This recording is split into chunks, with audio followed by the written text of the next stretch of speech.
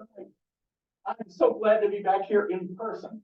I escaped from New York, from the absolute deluge, and drove back yesterday, and so glad to be here in person. Thank you for continuing our journey through Paul's last and greatest letter. First week, we tried to sketch the situation in the Roman Empire that was moving toward the cataclysmic war between Rome and Jerusalem in the life of Paul, who stood at a turning point in his work in the East. He felt he had been driven out by the rising tide of opposition to his project of creating communities based upon the faith of Jesus rather than obedience to the law. And then we talked about the situation in the Roman church, insofar as we are able to reconstruct it. A mixed community, remember? Jewish Christians and Gentile Christians in conflict with one another about the basis of a right life. Did you have to keep kosher to be a follower of Christ? Did you have to observe the Sabbath? Did you have to circumcise your children? Now, last week, we did two things. We identified the genre, the form of Romans. You remember what it is? It is a diatribe, right? But not in the sense of an angry speech out on the corner of the street. Rather, it is a technique used in the classroom by teachers. The teacher would call out, would identify a student and engage in dialogue. And together, by question and answer, look for deeper insight. Look for the truth. In the case of Paul's letter to the Romans, the diatribe is in the form of an epistle that was intended to be in the assembly of Christ believers by one of Paul's emissaries, perhaps by Phoebe herself. She may have been the mother of the Spirit. You remember at the end of Romans chapter 16, Paul commends Phoebe to the reader. So if you can imagine Paul's great letter being shared with the assembly of Christ believers, a divided house, Jewish Christians on one side, Gentiles on the other. And the other thing we did last week was that we identified Romans chapter 1, verses 16 and 17 as very concise, concentrated statement of the thesis of the letter. Paul says, the righteousness of God, God's power to make the world right, has now finally been revealed. How? Out of Jesus's faithfulness and into our faithfulness. That is what has changed history. Now today, I would like to go into the argument of Romans. I know it's ambitious, but I would like to cover the first 8 chapters. I don't know if we can do it. We'll see what we can do. Beginning in chapter 1, verse 18, down to chapter 3, verse 20, Paul describes the tragic fall of humanity into sin. Sin is represented as a worldwide, ages-old power that has human beings in its grasp. A kind of slave master over humanity.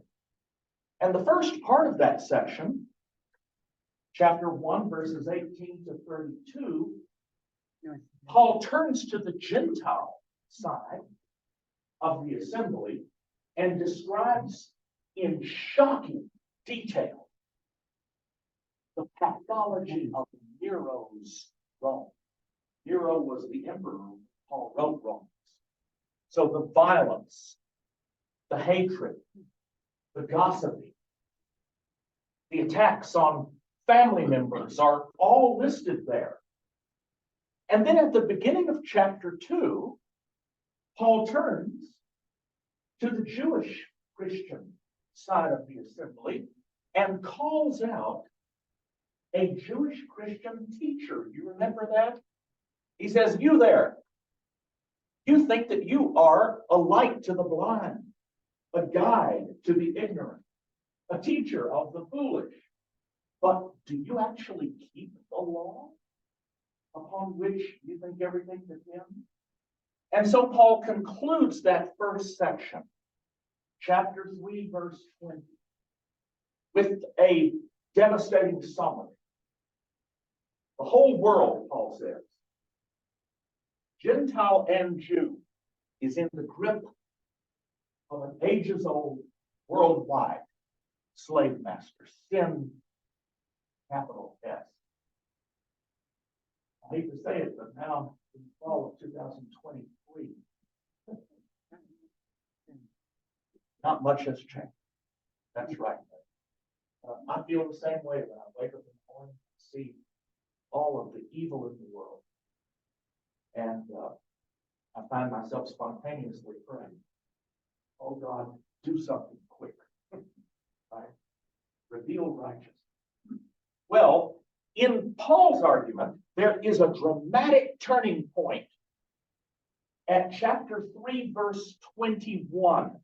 And that's on your handout, first text.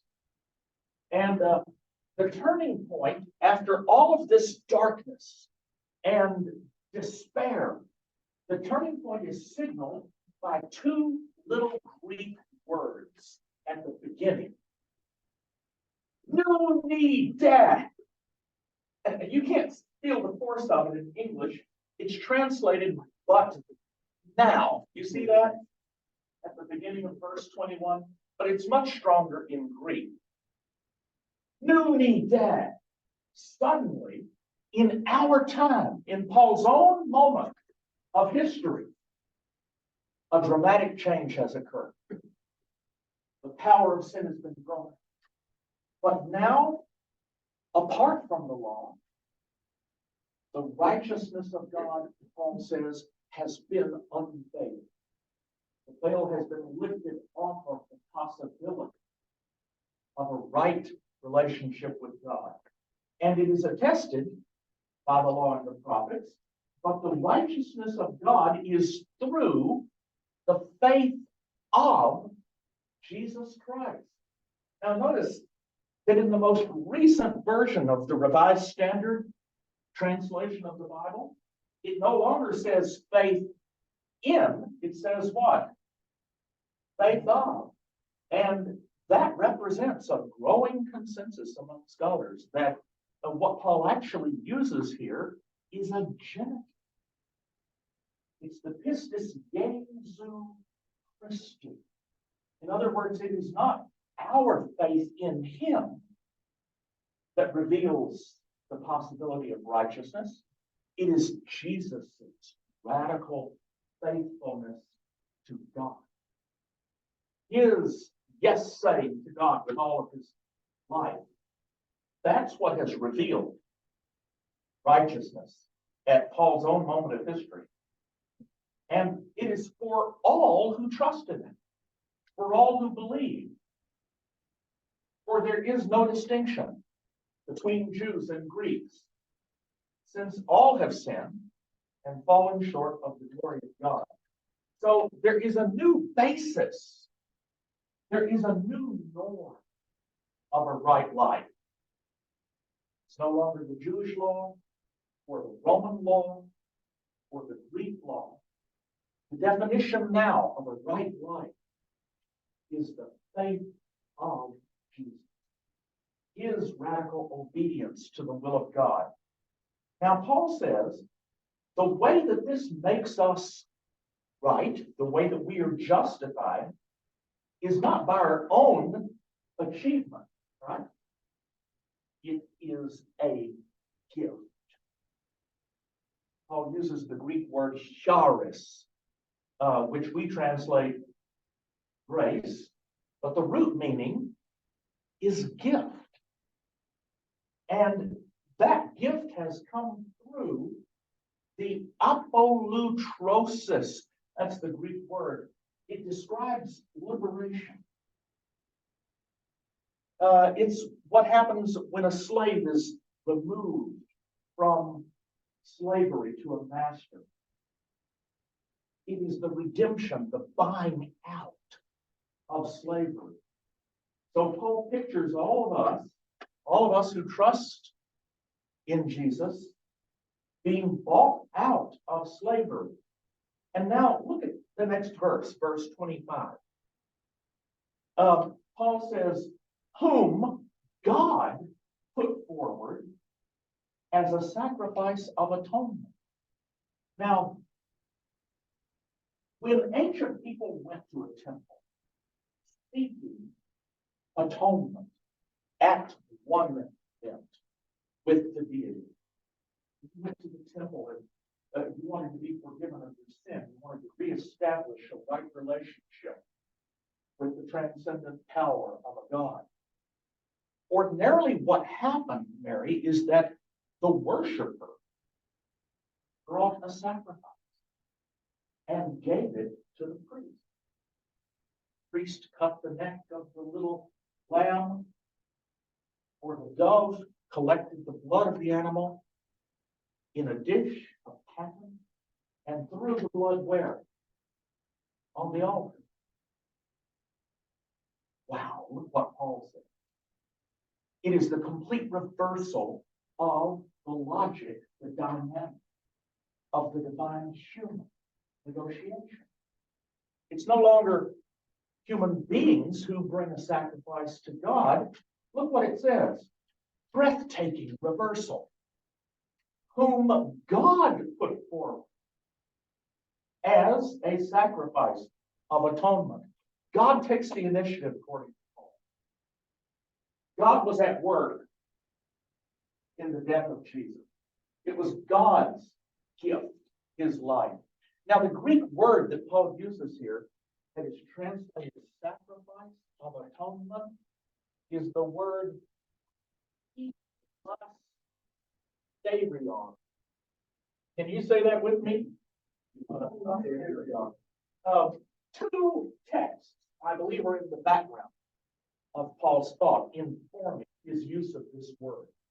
The first is in Leviticus, chapter 16, verses 13 to 15, describing the sacrifice of an animal on the altar at the temple.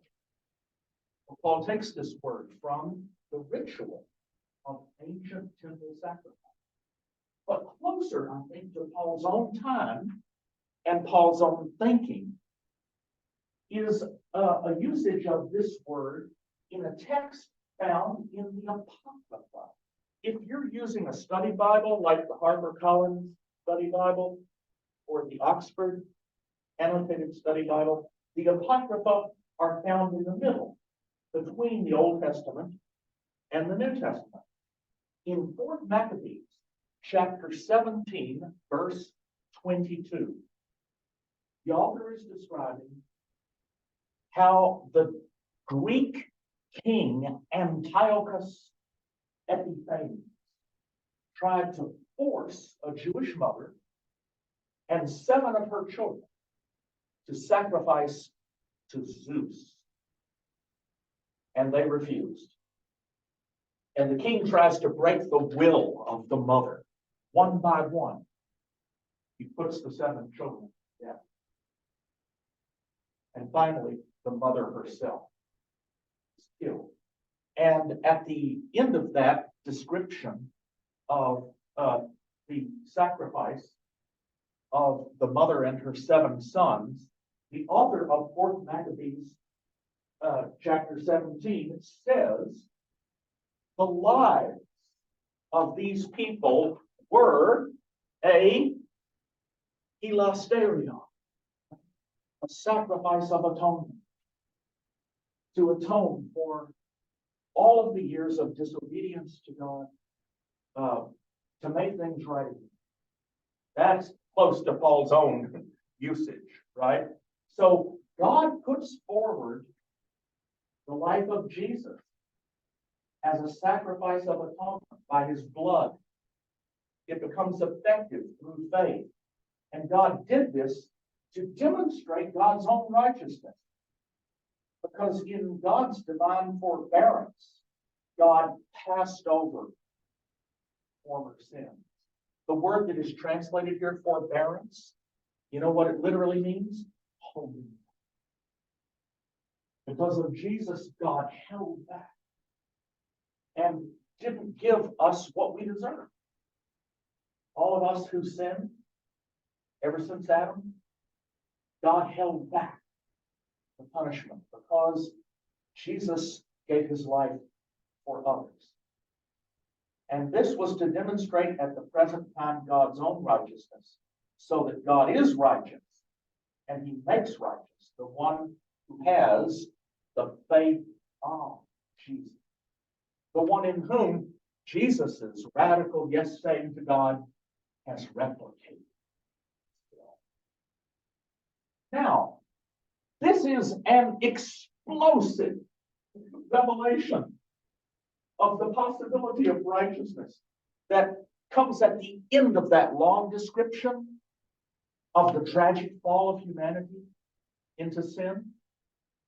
And just at that moment, I would argue that in the diatribe style, dialogue style, Paul allows us to hear the voice of the Jewish teacher interrupting them with an objection. Look at the next verse. Then what becomes of boasting? I think that's the question of the Jewish teacher. Now, the word boasting here is actually the Greek word kaukasis. Kaukasis. And for us, this is not a virtue, right? Boasting, bragging. But 2,000 years ago, the word kaukasis was the basis for approval when a person stood before the judgment seat of God. What do you have to show, right, for the life that you tried to live? That's the meaning of kaukasis. And so the Jewish Christian teacher who has heard Paul say that the possibility of a right life has now been given to us as a gift. God revealed it in the death of Jesus for others. The Jewish Christian teacher says, well, then with what kind of claim? What kind of boast can I stand for God in the day of judgment? And look how Paul answers. It is excluded. You don't have any basis for making a claim. And the Jewish Christian teacher says, through what kind of law? Where do you find this in the law, Paul? That I don't bring any kind of a credential of bona fides before God. And the Jewish Christian teacher says, is it that of works, my works? Paul says, no. Rather, through the law of faith. Now, these are two words that we don't usually put together, right? Ever since Luther, we don't combine law and faith, but Paul does. There is a nomos Christou. Faith itself is understood as more than just a mental. Faith has to take expression in obedience. There is a law of faith. That's why I translated faithfulness. And then Paul goes on to explain, for we hold that a person is justified or made right by pistis, by faith, faithfulness apart from works prescribed by the law.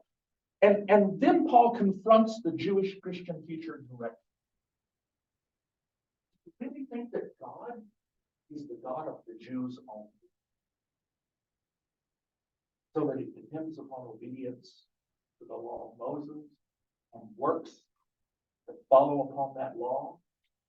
And Paul says, no. Is God not also the God of the Gentiles? Yes, also of the Gentiles, since God is one. So if you really believe that there is only one God, God is not the tribal deity of one ethnic group. God is the God of Gentiles also. And God will justify both the circumcised on the ground of this new, total, deeper response of the whole human being. More than law. And the only thing wrong with law, according to Paul, is that even if a person were able to keep all of the laws, all the commandments in the Old Testament, that person would not show him or herself as radically faithful to God as Jesus. He gave his life as a sacrifice. You see, the life and death of Jesus has now revealed a new norm of what it means to be righteous. And then the Jewish Christian teacher interrupts Paul again. He says, do we then overthrow the law by your teaching of faithfulness? Paul answers, by no means. On the contrary, this upholds the law. The law is not weakened by faith. It is upheld by something that is deeper than law itself. Right? The basis, the foundation of the law is radical trust in God. Now, that's the way I would analyze, right? Back and forth. And if I were permitted, Mary, to issue my own version of the New Testament, I would print these verses in the form of a dialogue between Paul and the Jewish Christian teacher. I think it enables us to comprehend the dynamic of the text, to lay it out that way. Now, yes, please.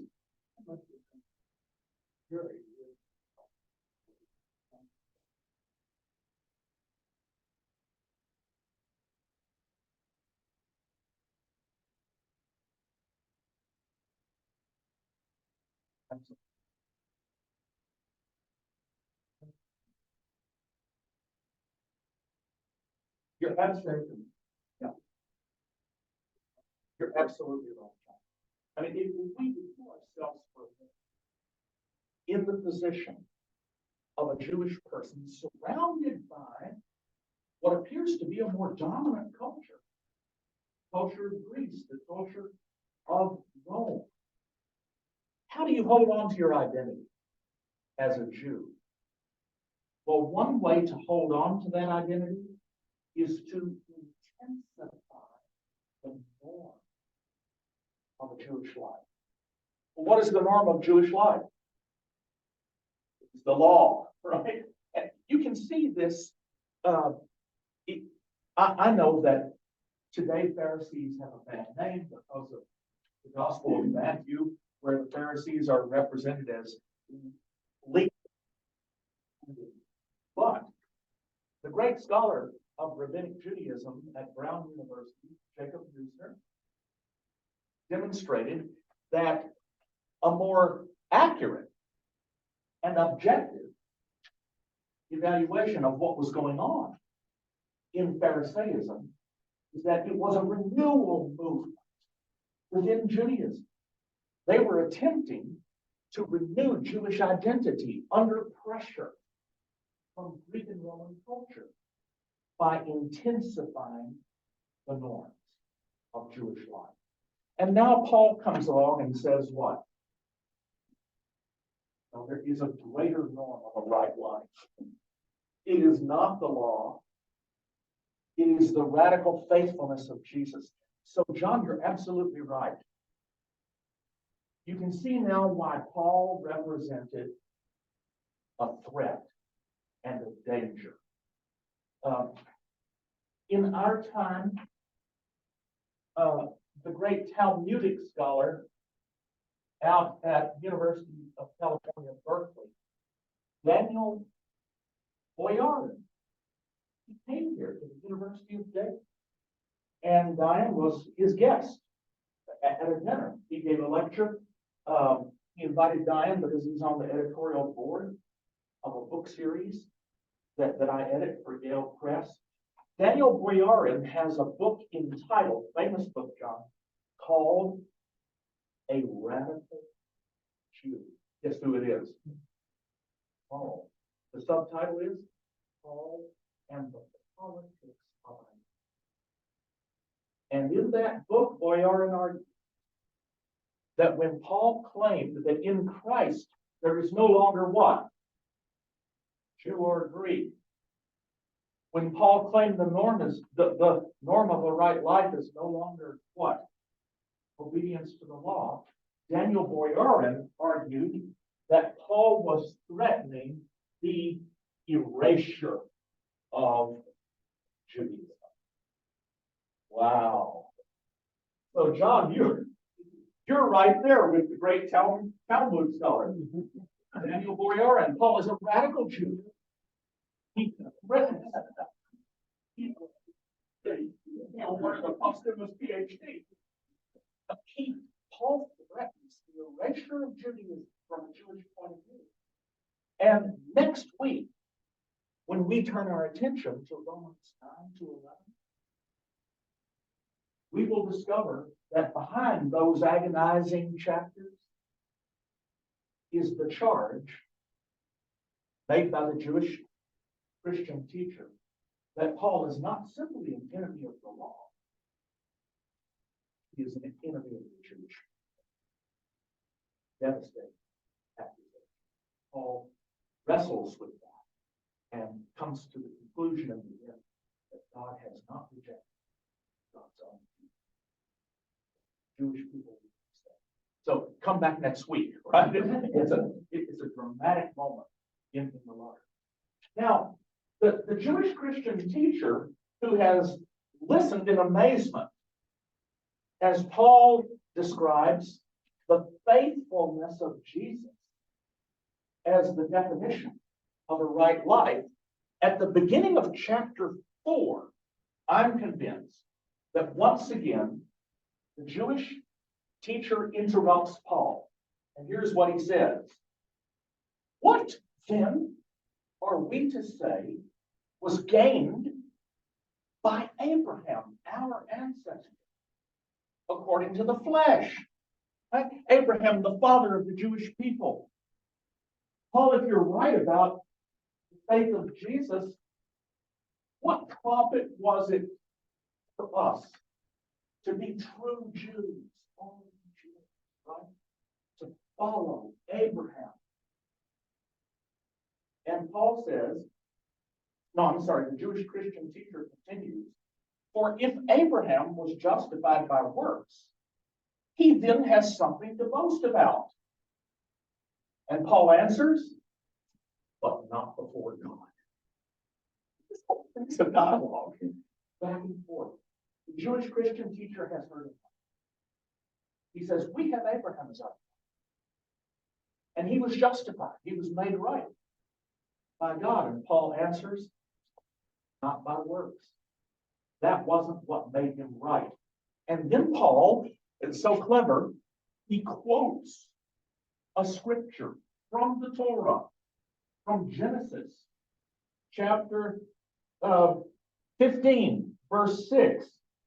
Paul says, what does the scripture say? And he wants to make sure that the Jewish Christian teacher knows. Now I'm going to quote scripture.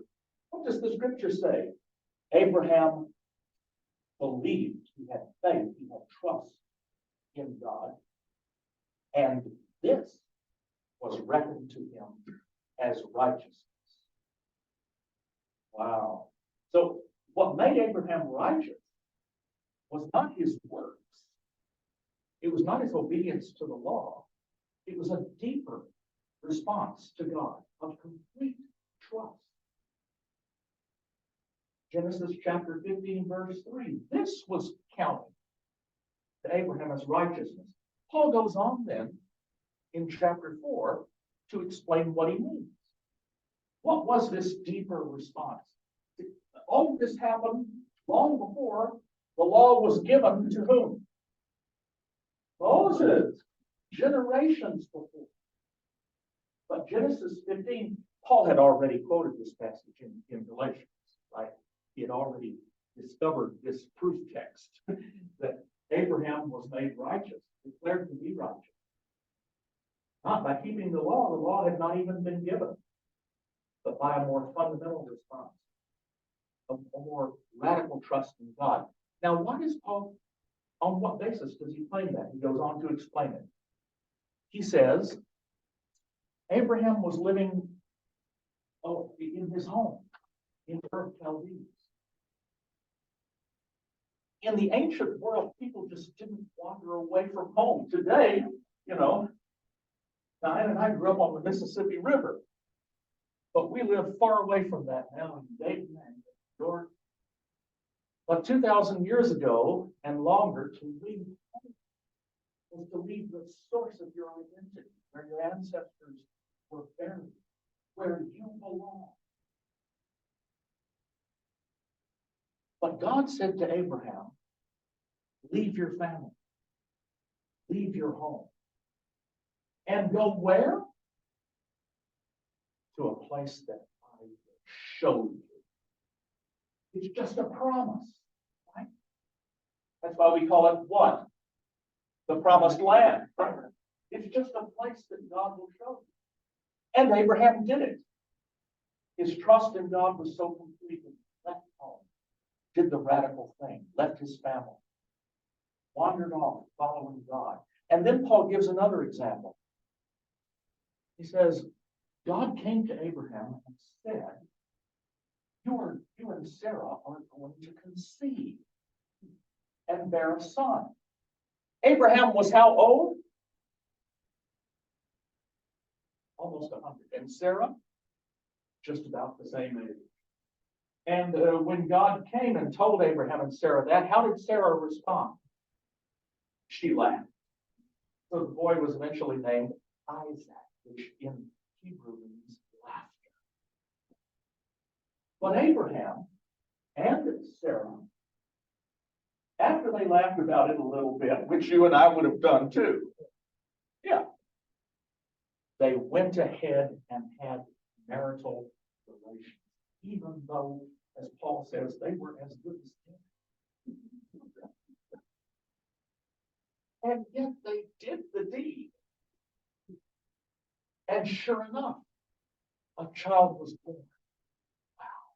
See, that's Paul's response to the Jewish Christian teacher. When he says, what about Abraham? What about our ancestors? Now, I need to explain why the Jewish Christian teacher and Paul himself are invested in the question of ancestry. I don't know if you all belong to genealogy.com, but we have an account. You probably pay up again. And we know our genealogy all the way back to the first Welborn that landed, 1612, in Virginia. But why is Paul interested in this?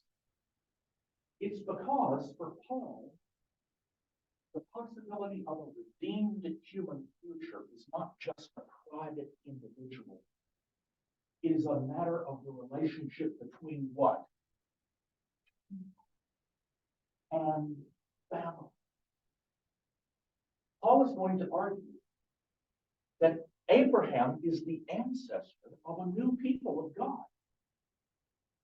That Gentiles have been included in the family of Abraham. Now, why is that important? Why does it matter? Here's the background, the larger background.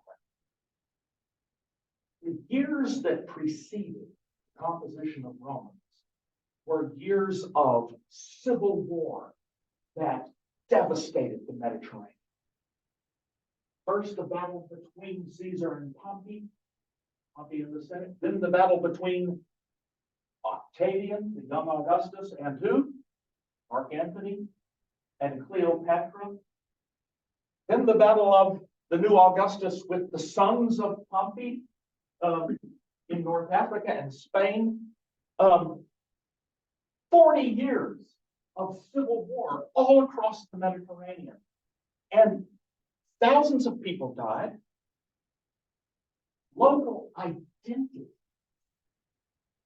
were destroyed.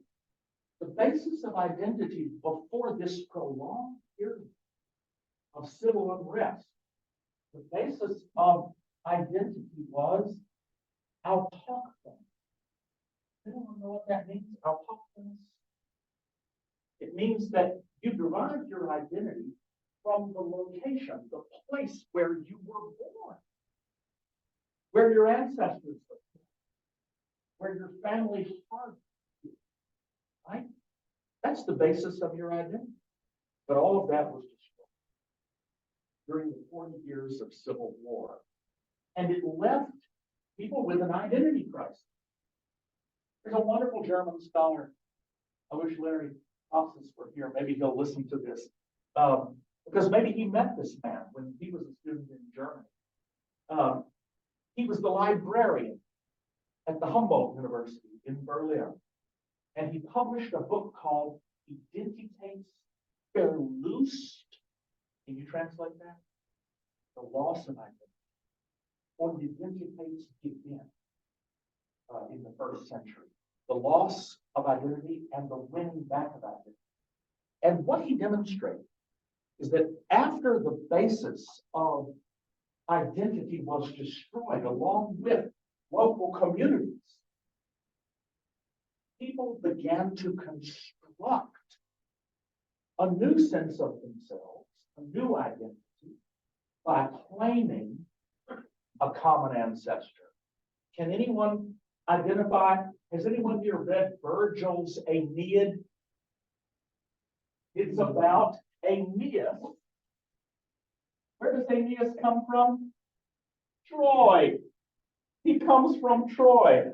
But after Troy is destroyed, after he flees from the ruins of burning Troy, what's he got on his shoulder? His own father and cousin, carrying him on his shoulders. And where does he go?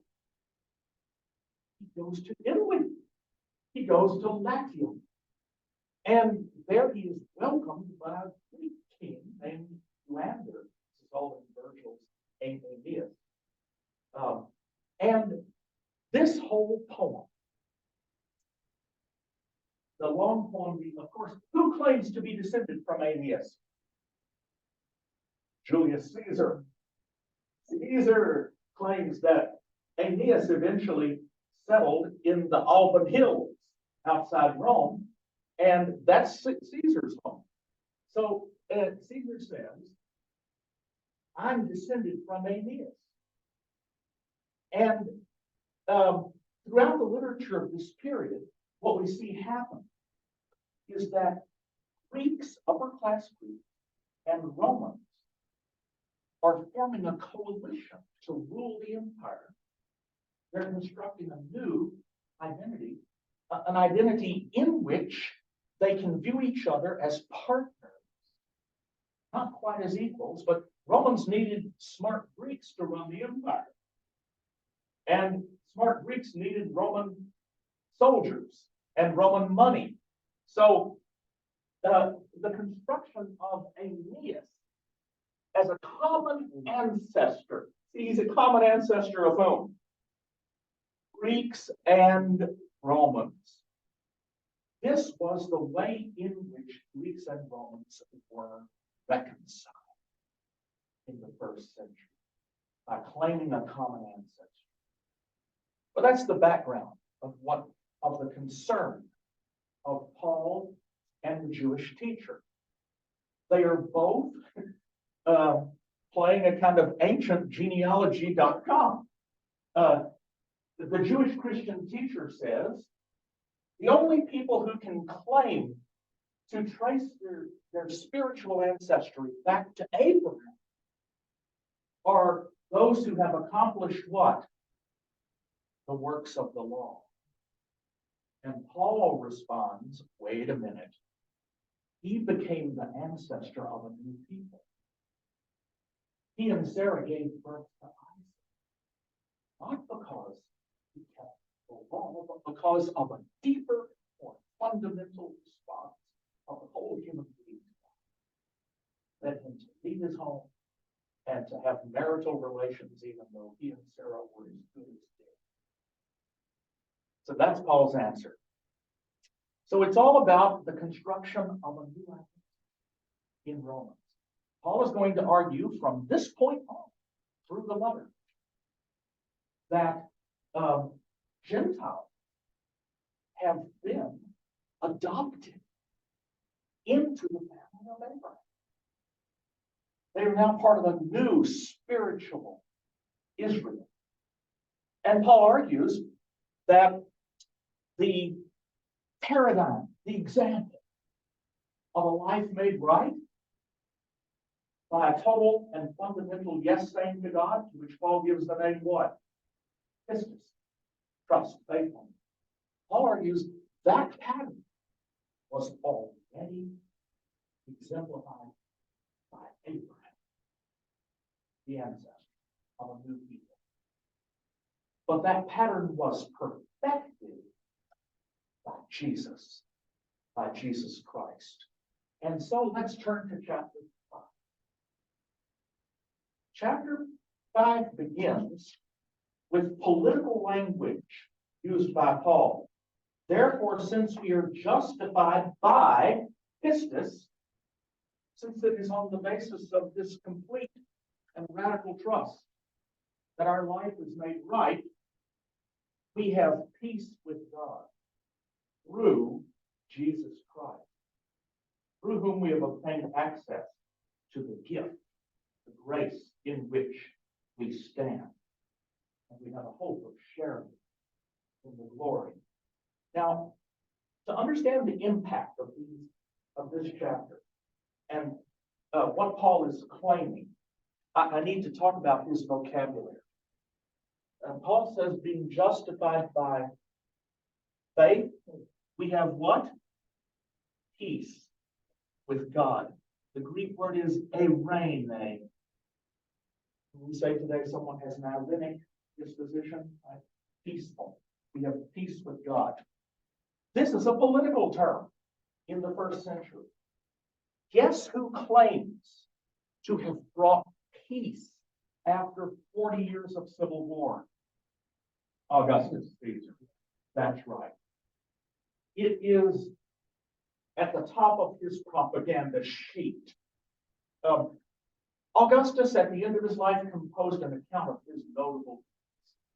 It's called the Res Gestae. Did you know that?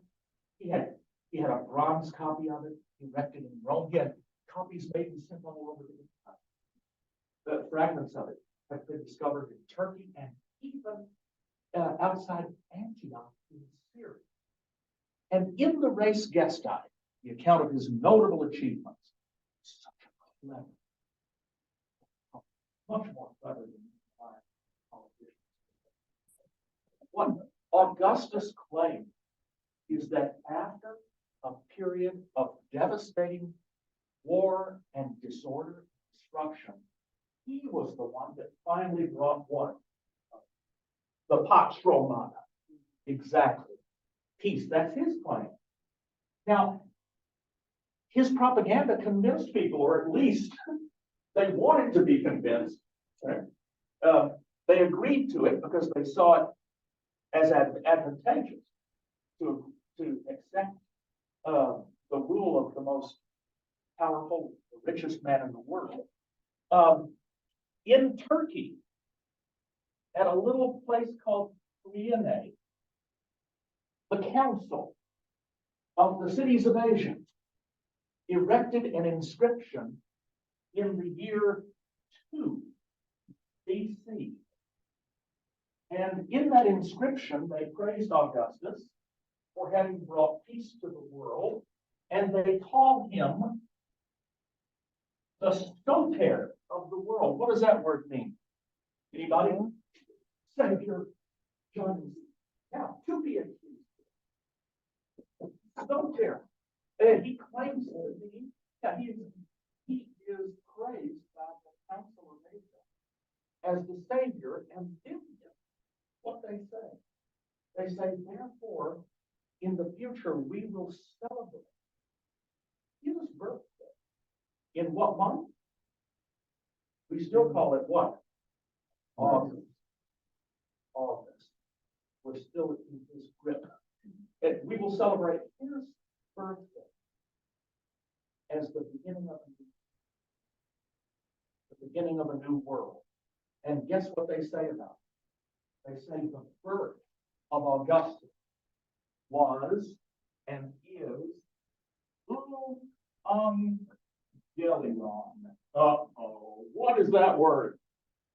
We translate it gospel. Literally, it means what? Good news.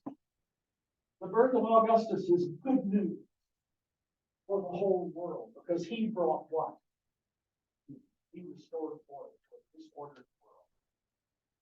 Now, that's the background of Paul's argument here. Paul says, and remember, where is he sending this letter? To Rome. To Rome, ruled by one of the descendants of Augustus Caesar through marriage, Nero. And Paul claims that the real Savior, the one who actually brought peace, who made possible reconciliation among people and with God, is not Augustus or his successors. It is this crucified Jesus. Now, I want to call your attention to the radical, upending, overturning of the logic of peace in Romans chapter 5, verses 6 to 11, so that you can hear the force of this, how radical Paul is. I need to explain one more thing about the Augustan peace. The peace that Augustus brought was brought through what? Through war and conquest, victory. And the coin illustrated most powerfully when Diane and I were in Cirencester in England a few years ago. That was a Roman colony. And I wanted a Roman coin. Diane bought for me. This is an actual thing. I wanted Claudius. Unfortunately, I didn't have him. That's Nero. That fat boy is Nero. On the Augustan coinage, I did finally get Claudius. When I went to visit my son in Norwich, I got a little small. That's not a sesterces. That's just an ox. It's much larger than that. But do you know what is represented on the coins of Augustus? Augustus is portrayed riding in a quadriga. You know what a quadriga is? A chariot pulled by 4 horses. So it's a military chariot. In his one hand, he is holding victory. Victory. Statue of victory. In the other hand, he is holding what? An olive branch of peace. Now, the message couldn't be clearer. Whatever peace is now in the Roman Empire has been achieved through what? Through victory. Through war and conquest. Now, that was the official propaganda. How did the people who were subjugated, pacified, the Romans would say, how did they experience the Roman peace? Has anyone here read a text called the Agricola of Tacitus? Tacitus lived at the end of the 1st century AD. He was a blue-blooded aristocrat. He's one of the, probably the most famous Roman historians. But his father-in-law was a man named Agricola, and he was the governor of Britain. He conquered, defeated, and enslaved my ancestors. And in that history of Agricola praising his father-in-law, Tacitus inserts the speech of the conquered British king, Calgacus. Calgacus. And do you know what he says in that speech? He says, "You've burned our villages and our fields. You have enslaved our men. You have raped our daughters. You have made a desolation, and you call it what?" That's how the conquered experience this ideology of peace through war, peace through victory. Now look at Paul's total reversal of this understanding. For while we were still what? Yes, enemies and weak at the right time, Christ died for whom? Yeah, and even the ungodly. Wow, not just for the good people, not just for the wealthy, for the noble, for the ungodly. And then Paul says, rarely will anyone die for a righteous person. Though perhaps for a good person, somebody might dare to die. There are mornings, when I wake up,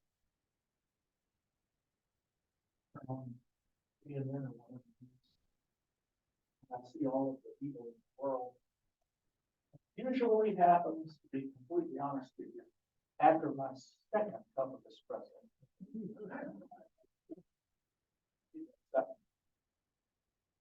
And then I feel such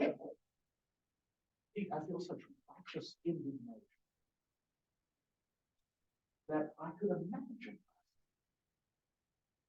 taking a risk, putting my life on it for a really good cause.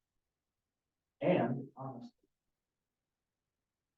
I wouldn't hesitate for a minute to give up my own life for my family's life, for my children, for that one little granddaughter that needs so much things that I'll see in a few minutes. So a person might imagine that. It might lie within the capacity of a human being to die for a good cause or a good person. Watch what Paul says. But it must have been the love of God at work. The love of God for us. In that while we were still what? Sinners, Christ died for us. This is beyond what is humanly imaginable. And I agree with Paul. I know he's right. Before I went to Portland, in my previous jobs, some of the presidents of the schools where I taught, some of the people who I worked for, my bosses, can't put it any other way, they were jerks. They were egomaniacs. And I can tell you, I'm not going to die. That's not within me. But Paul says it must have been the love of God at work in Jesus. That while we were one, much more surely therefore, since Jesus paid right by his blood, we would be saved from the wrath. For while we were enemies, we were reconciled to God through the death of his Son. Much more surely, having been reconciled, we would be saved by his life. But even more than that, we even boast with God for our Lord Jesus Christ, through whom we have now received reconciliation. Greek word that's translated reconciliation, katalage, literally means other.